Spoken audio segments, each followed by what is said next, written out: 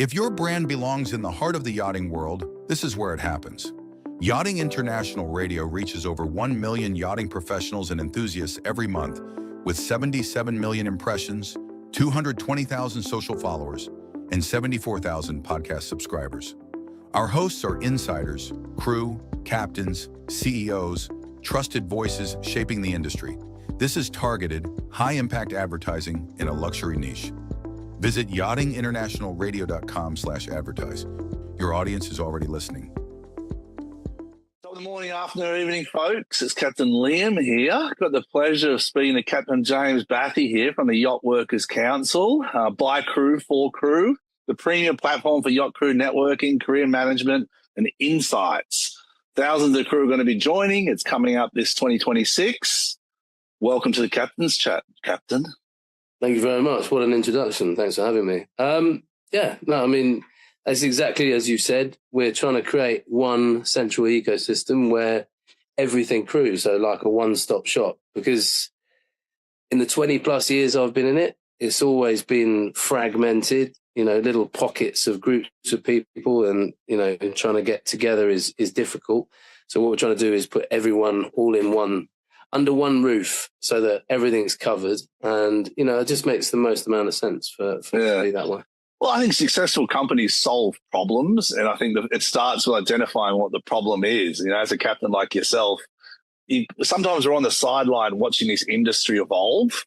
And in the last kind of 2-3 years for me, I've had a bit more of a hands-on approach to it through social media and conversations. And I realized, and I'll be vulnerable to say, it is a broken industry where so many different, structures and influences come into us that we don't really have a common direction or a common place to go to. What's the biggest problem you find in the industry, without saying names and people? Well, no, but it's exactly that. Like you said, it's the fragmentation. I'm a member, as I'm sure you are, of countless WhatsApp groups and, various pockets of this and that, but nothing really ties in. So as we were talking about before, it's very much divide and conquer. It's always been the way. If you keep people separate and people aren't conversing with each other, it's quite easy to be like, no, that's an isolated incident. And it's not the case. We have systemic problems within yachting, and we can't address them if everyone's in different rooms. So what we need is to put everyone in one space, and therefore, from management companies, flag, state, everyone can relay information and extract information from crew in one area. Every other industry, aviation, etc., has like Balpa, where you go to and you get information relayed to you regarding your industry and how it affects you. Whereas ours may filter down, may not, depends on where you get your information. And you tend to turn to your fellow crew on board ship to find out, what their advice is, rather than outside of that. So if you're on the wrong kind of vessel and you're getting the wrong advice, you're going to go down the wrong path, and it's easily done. And it should be like, this is it. This is a career path. This is how you can go. You can go down that career path, engineering, deck, interior. These are the courses you can do. There should be some form of structure, and yachting has really missed out on structure, and that's what we're trying to provide is the ability for people to get information from a trusted place where it's all in one place. And if you've got a problem with a contract or whatnot, there's forums where you can go, okay, is this acceptable? Because if you're told by someone, oh yeah, that's how it should be, you kind of take it as gospel because they're with you, and it's like, well, actually, this 5%, it's how it is, but the other 95% have got better terms or whatever it is. So it's just about trying to create that accountability. And by doing that, closing loopholes, we can lift the industry. Absolutely. Yeah. That's what we all want. Everyone wants the industry to be better. We want, but unfortunately with everything, there's bad in anything, there's bad crew, there's bad management, there's bad contractors. That's to be expected, but we want to lift it, and we want to try and help people to get better, and the good contractors to flourish, the good management companies to flourish, the good crew to get the careers they want. And that's why we're here and what we're doing. So it's about giving someone the entire experience, essentially. So from their training to the, financial, what are they doing with their money? Are they being sensible about it? Are they putting it away? Are they thinking about their futures? And all these things are things we should be thinking about, but we don't, because, we kind of skip from one to the next. We ask this person, they say one thing, they say another. So yeah, that's what we're trying to do and trying to achieve. Yeah, I've gone through the website here and I've registered, and over 1,000 crew are going to join. And you're saying kind of March, April 2026 is going to start coming out. Yeah, so we're looking, what it's like with technology. There's sort of teething problems and everything. Sort of the best hope in the world. You push and push, but things set back. And, we're talking with various other partners who are coming on board and integrating everything. Because like I say, we want to have one place where you can get access to all the information on everything from training to career advice to mental health to counselling to everything in one stop. Yeah, let's run through those, because you've got documents and career, legal history, training resources, mental health, pension investment, department forums, which is the one I'm kind of excited about, because I do love, building a standard by quality of information, data-driven information, work logs, contractors, industry review, marketplace, itinerary systems, and crew discovery. What's your little passion project in this? We both talked about having kids that are kind of getting into teens, and that's why I'm kind of trying to give back. So my parents always taught me to leave somewhere better than I found it.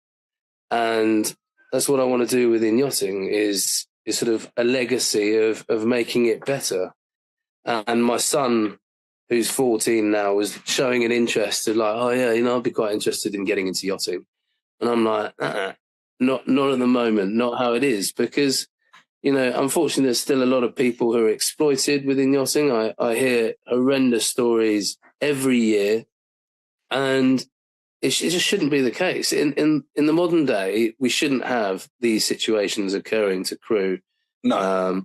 How do we close those loops? How do we close those loops of issues? Because I do a check-in Tuesday now, and I'm encouraging people to reach out so I can help them with resources. I'm not a psychologist, just a simple guy who goes to sea, but I like solving problems.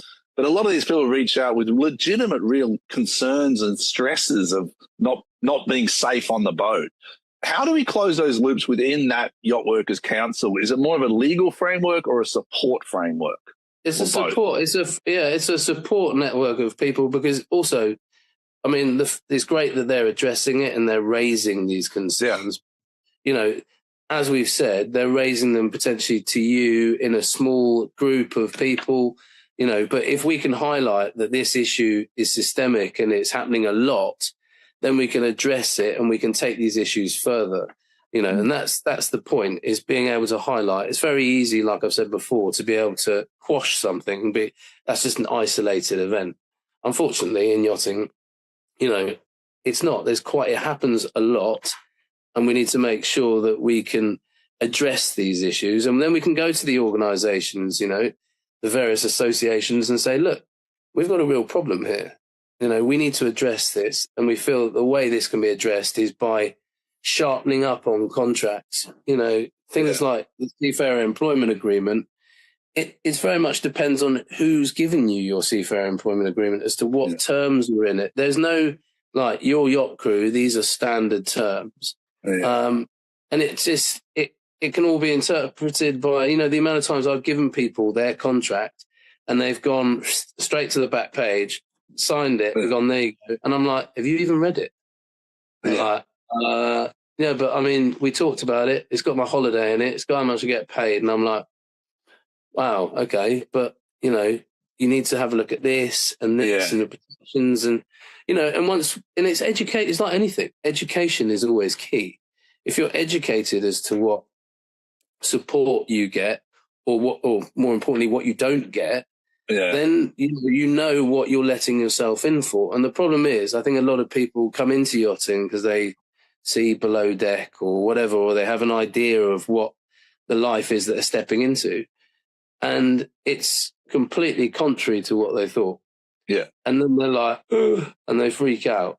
And it's like, oh my God, I had no idea it was going to be like this. And I can't believe it. and this has just got to be the norm. And it's like, well, actually, it might not be, but you're not going to know any different. And what they do is they get burnt, and then understandably, they leave the industry. Now, that person might have been an amazing crew member, but we'll never know. Yeah. Yeah. I have this vision. Like I watch the Premier League. You watch football in Wales. Which team do you support? I don't actually. I'm more of a rugby man, but I do enjoy it. I used to play a lot of football when I was growing up, and I love to see my son and my whole family is Manchester for their sins, Manchester United. And very, very happy about yesterday's Arsenal game. That last 2 weeks, Man City and Arsenal. No, exactly. They're on fire at the moment, which I'm being told regularly by all of the. I'm sure you will. But the reason I bring it up, whether it's rugby or cricket, whatever sport, is yachting should be a team-based environment. And I think that's where captains like yourself who are good leaders, I think we look at it like that. How do we build a good team? And it starts with kind of breaking down some of these hierarchical structures. Because when I employ a deckhand, I'm like, okay, you may think you're at the bottom run, but I'm not employing you as someone at the bottom run. I'm employing you as a professional to fill a role under this agreement. And this is what I'm expecting from you. In order for you to develop, you need to do this, this, and this. And let's review that.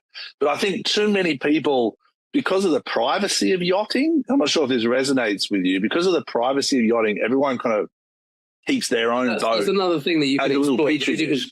You can tweak things, you can be like, oh, well, we can't really tell you that because, it's privacy and you're not really allowed to. And it's just like you kind of angel pick the bits that you want to tell someone and that's not really for you.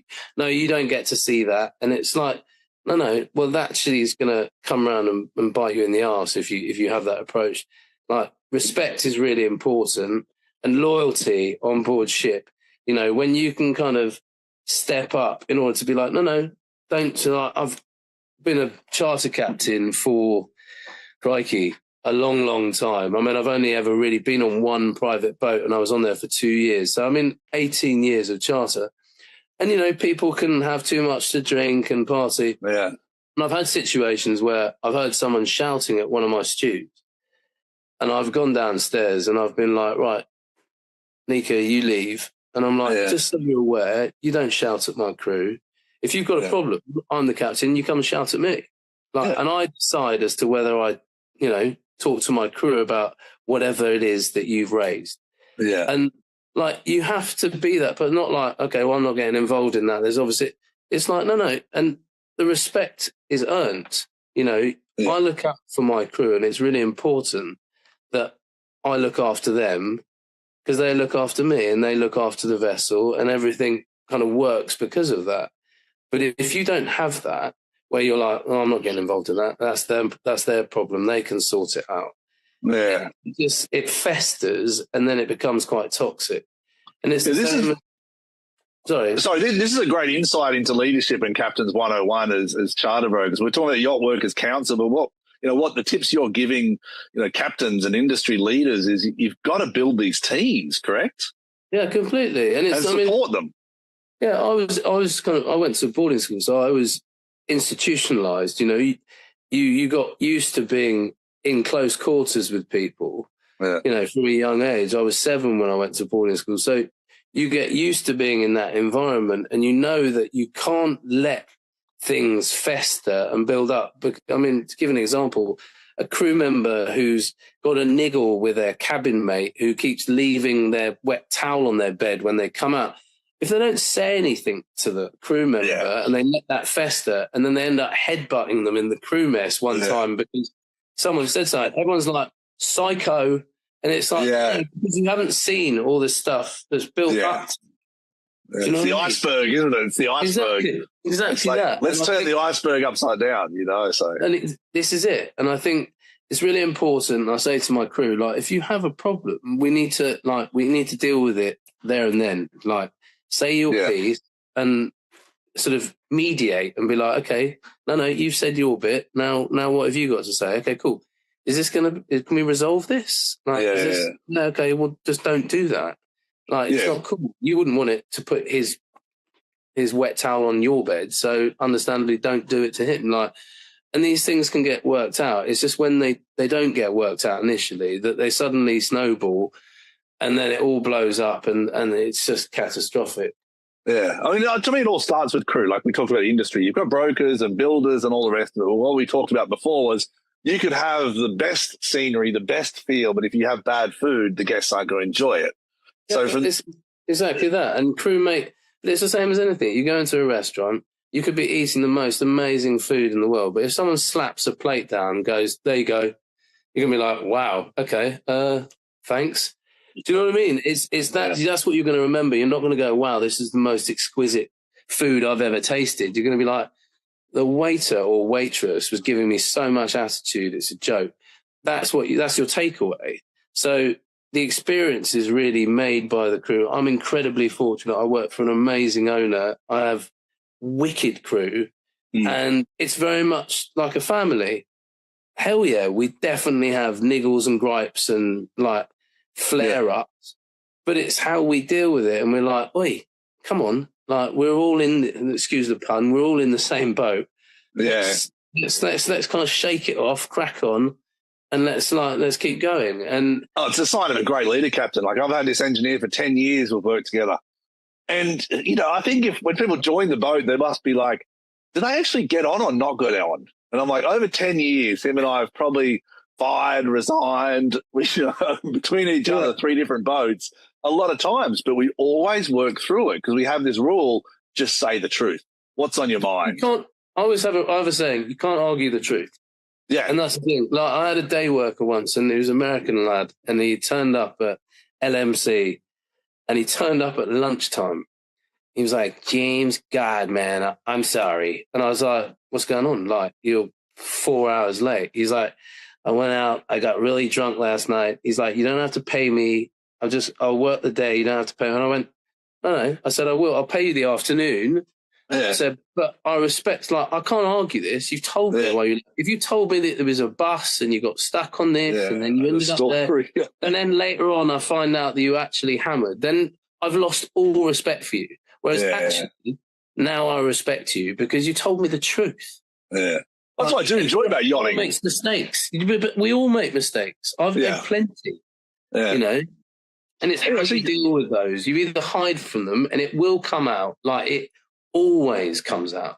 100%. Well, that's what I tell the crew. I said, I'm going to try not to judge you for 3 months. So our first review's in 3 months. In that time, the truth will come out, who you are as a person. So you may as well start off with as much honesty as possible because boats do that little petri dish effect of small cabins, small environments, high stress situations, and high standards. Back to the yacht workers. This is a great conversation, more about leadership than anything, but back to the Yacht Workers Council. So it's a combination. It's not just yourself. It's you're getting a network of companies together that can help you with either mental health, for example, legal advice. Is that correct? Yeah, like a board. Exactly. Yeah, no, I mean, I definitely am not the jack of all those trades. So, like, basically what I'm doing is putting everyone together and then creating this one ecosystem where people have access to everything they need in order to have a good career within yachting. And it's kind of, from that aspect, there's the guys that are looking after the digital sea service in terms of what will be work logs under that tab so that, I mean, their system's fantastic. And you've got they're good young guys, eh? They're awesome. Do you know what I mean? But this is what I love, and I love good business. And it just makes, but putting everyone under one roof allows people to go, okay, cool, I can get everything I need here. And it's the way it should be. You want somewhere where you can go and be like, okay, cool, I can take care of my sea time, my mental health, my fitness, if I want to get into some new training. There's a network so that in terms of you can see discovery, who's around and be like, okay, cool. Oh my God, these guys are in this port, like a notice board to be able to go, hey, we're all having a crew barbecue this evening on the Waikiki in Antibes, bring some drinks and we're going to be over. It starts at 8. All this stuff that they're not necessarily aware of. Suddenly, by bringing people in, then can discuss things that are going on if need be, or just have a damn good time, and that's what you want. Is to create that environment where you feel protected, you feel looked after, and it's only going to enhance the industry because when people feel like that, they're attracted to that because it's suddenly it's something positive. Yeah. And that's what we want to do, because I feel at the moment, unfortunately, yachting is on the decline in terms of the caliber of people, because we don't support and we don't look after the crew, you know, and therefore when they've been in it for a year, I've lost some really good people over the years who are great personalities, amazing work ethic, and they're just like, you know what, it's not, the sacrifice isn't worth it. It's just not worth it. I mean, firsthand, I'll tell you, I had to reduce the crew by 50% on the current program in October. And these are people I've known for 18 years. I've known that chef. And I had to turn around and say to them, well, okay, times are changing here, and the vessel's winterizing and the owner's transitioning. And you know, for me, I'm broken, heartbroken by doing that, you know. Yeah. So, you know, these are people's livelihoods. And these are people's livelihood.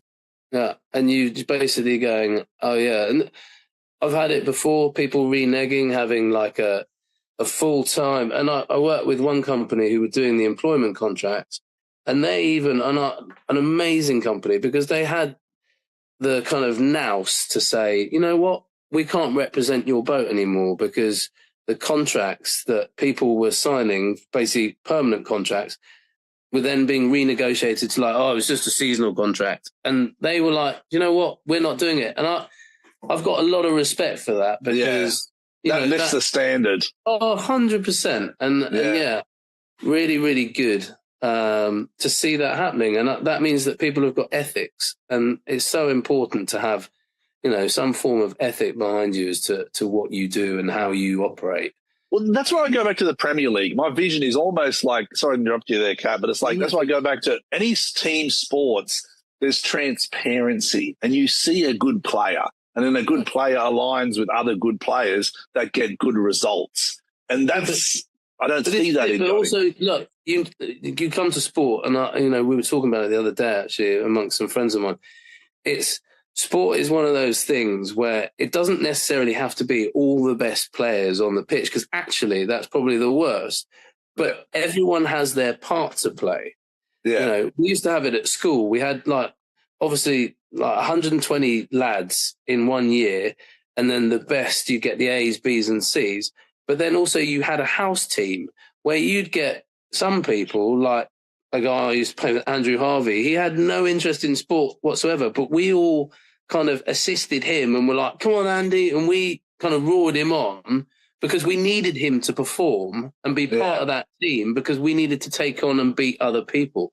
And it really gets that kind of camaraderie together, and that's what a yacht crew is. Like, everyone's got their own sort of skill set. You don't too many of the same, 100%. Because it's chaos. Like, the same personality, it's like, woo. And then too many of opposite personalities, like, woo. And then you've got that kind of blended mix. I like to describe it as like trying to spin loads of different plates. Because it is. You find yourself going, whoa, please, please, please, please, please, trying to keep them going. Yeah. It's funny. I'm always like, okay, the engineer, I want you to be grumpy. That's your role. That's who you are. You know, chef, I need you to be artistic. You know, everyone's got their different personalities, and they need to double down on their personalities to get their results in their departments. But the way I look at it is, okay, crew, we've got a charter. It's 7 days or whatever it is. I need you to peak on this day, on day 3 or 4, I need you to be at a certain standard. Off charter, we can tone it down a bit, but we need to understand our common goals. And at the end, we're going to have the uncomfortable conversations. You know, what went wrong as much as what went right. Well, this is it. And a debrief, and again, like I said, is accountability. Yeah. That's all it is. And by creating accountability, you raise standards, because you're like, okay, well, where did it go? What do you feel you could have done better? Well, I suppose I could have done this. I wish I hadn't have done that. You know, I went to go and meet the guest. He said over there, but I thought he meant over there. And then I take the tender, and then he was standing where he didn't look very happy. And it's like, it happens, you know? Yeah. Incidents happen, and it's how you address it. And you're like, you know, then at least you can go, so I wanted to apologise as the mix-up in terms of the pickup location. Steve didn't know that it was there. He thought he meant over the other place, and I'm really sorry that happened. It's, you know, you can address it than just like, I won't say anything about it because I hope it disappears. It's like, it's much better to kind of deal with it, apologise, and kind of go, and so that, you know, they know as well that it's been discussed. So the goal is to create a better standard. The Yacht Workers Council is a community, a building of, like you're saying, a platform where a yacht crew can network to increase the standard of yachting for our clients. Completely, 100%. Because how's it not being done? That's the question. How's it not being done? Because I think it's brilliant. I mean, this is it. But it's like happy crew is happy boat. Happy boat is happy owner. Yeah. Like this. I mean, it's a simple science, really. We know it. We just don't know how to get to it, and we all have our own approaches. But I think if we do combine, like you're saying, I'm kind of excited about that forum because it's in what I only know what I know as a captain. I'm on my own world a lot. I've got owners, brokers, crew, and the vessel. That's the way I look at it. And very rarely do I get to reach out to other captains like yourself and hear your stories of success and failure to be better myself. You know, you only learn through that. You never learn from everything going right. Yeah. Like you just don't. Because like I say to my kids, you know, when they come back and they've lost at a rugby or a football or a netball match, it's like, what did you do? Like, what do you think? Why do you think you lost? Well, because we weren't making the tackles on this, and it's like, okay, cool. So like that's great. You know, for next time.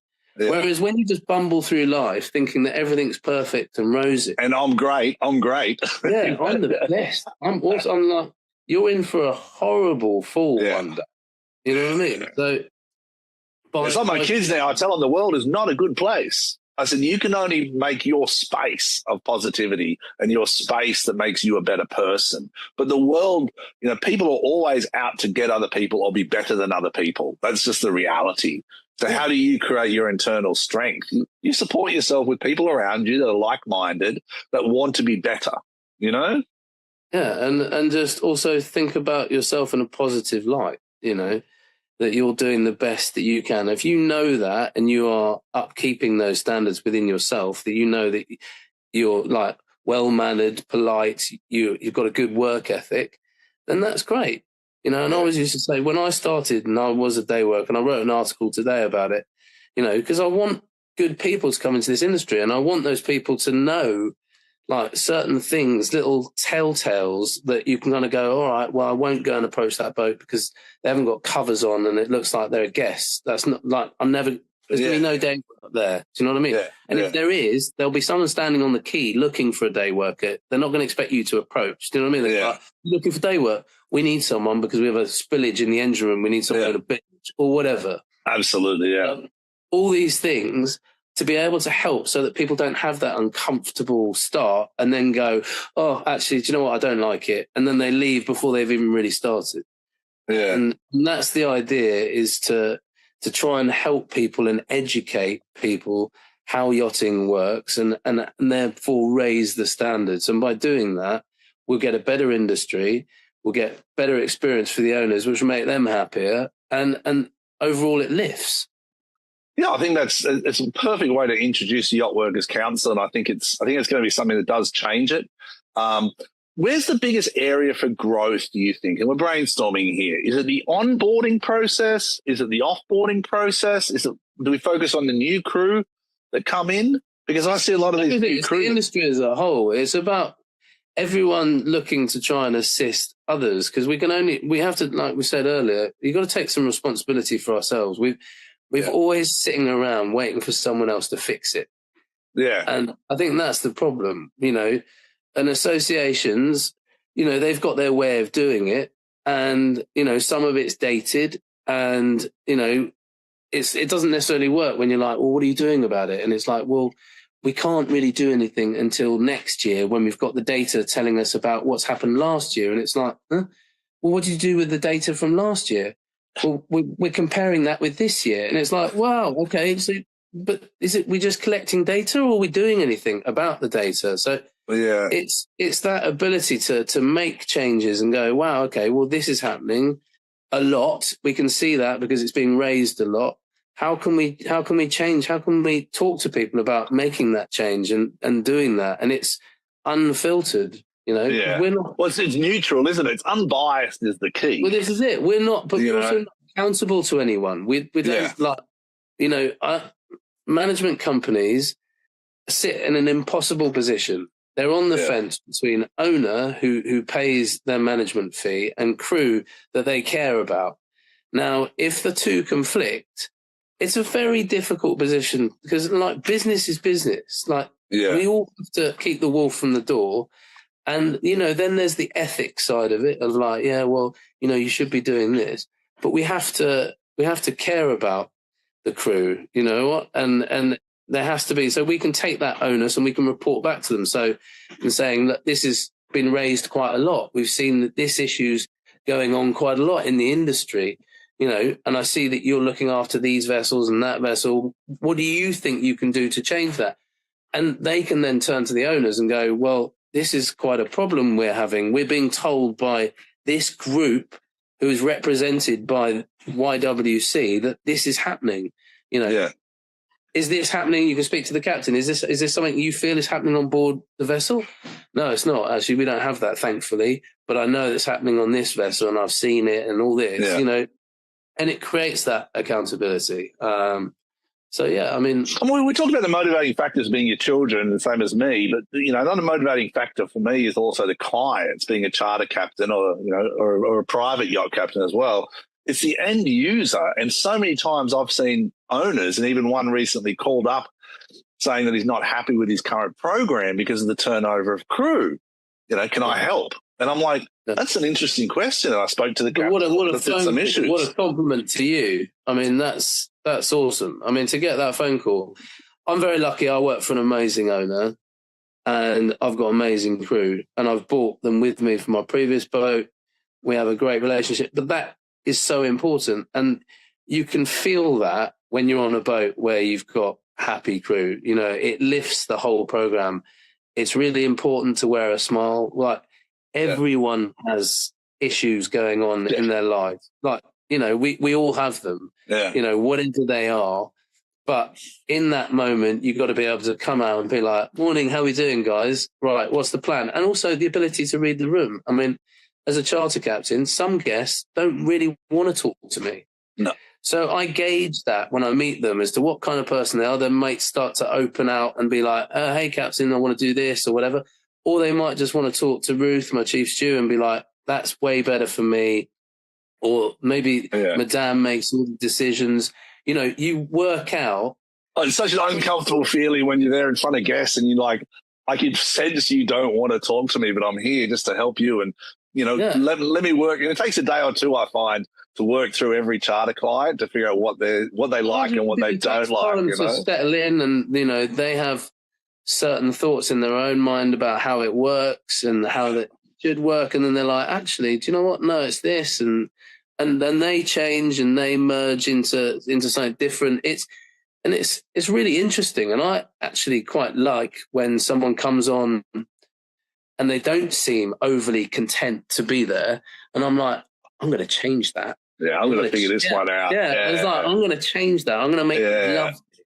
Yeah, I mean, and it's a struggle, man, because then you got to, like, I do down to which end's the boat going to be at the anchorage, how I'm going to approach the anchorage, so I spin it. Like, some of the hardest clients are the ones that I get so much reward from when you see them in that moment of pleasure, where day 3 or 4, they've broken down all their barriers, they're chilling with their wife and their kids, and they're finally relaxed, and you've got a beautiful view that you've drifted into, mountains, champagne, caviar. Anyway, I think we're going to cut out here because of Zoom after 1 hour.